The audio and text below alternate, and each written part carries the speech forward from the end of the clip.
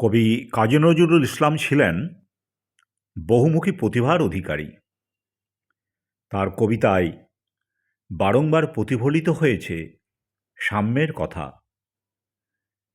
এই সম্পর্কে রচিত একটি কবিতা, কবিতার শিরোনাম সাম্যের কবি নজরুল।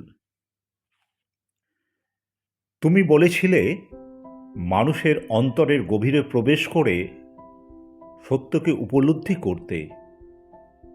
তোমার কবিতায় প্রতিধ্বনিত হয়েছে সেই চিরন্তন মানবতার বাণী।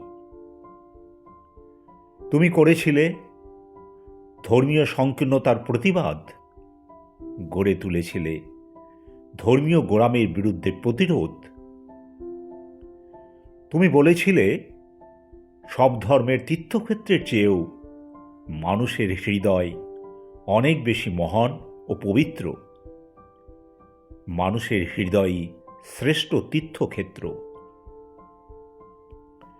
তোমার কবিতায় শোনা যায় অসাম্প্রদায়িকতার কথা। মাঠে ঘাটে, ট্রেনে বাসে, কলকারখানায় প্রতিধ্বনিত হয় সে কথা। তুমি একই আসনে বসিয়েছ হিন্দু, বৌদ্ধ, মুসলিম, খ্রিস্টান। তাদের জন্যই বারবার গেয়েছ সাম্যের গান। তুমি বলতে চেয়েছিলে কুলি মজুর কাউকে করো না অবহেলা। তাদেরই রক্তে রঞ্জিত হয়েছে ধনীদের বিশাল অট্টালিকা।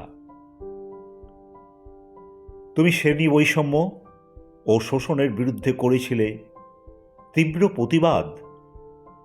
সেটাই সাধারণ খেটে খাওয়া মানুষের কাছে হয়ে উঠেছিল জাগরণের ইতিহাস। তুমি মুছে ফেলতে চেয়েছিলে ধনী দরিদ্র, রাজা প্রজার মধ্যে ভেদাভেদ।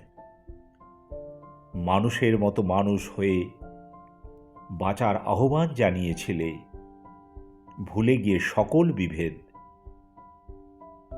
তুমি তুলে ধরেছিলে পুরুষ শাসিত সমাজ ব্যবস্থায় যুগ যুগ ধরে নারীরা হয়ে আসছে বঞ্চিত।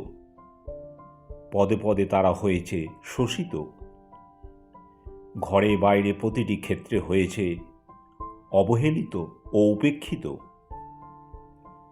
তোমার কাছে নারী পুরুষ উভয়ই সমান।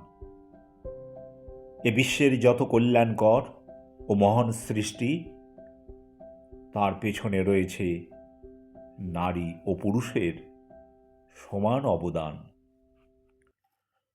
কলমে ও কণ্ঠে রবীন্দ্রনাথ সরকার।